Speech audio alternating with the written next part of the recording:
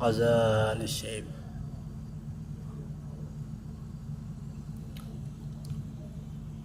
يا شعب اليمن.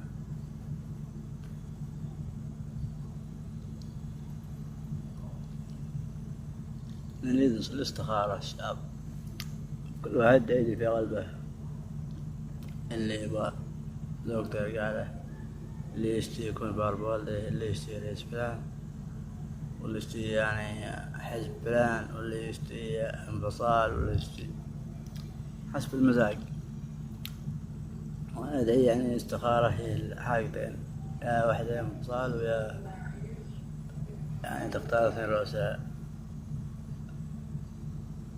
وتختار منهم واحد. هذا أما سيدي كعالي عليم زبيدي ما نبغاهم ولا احنا ندري وينهم.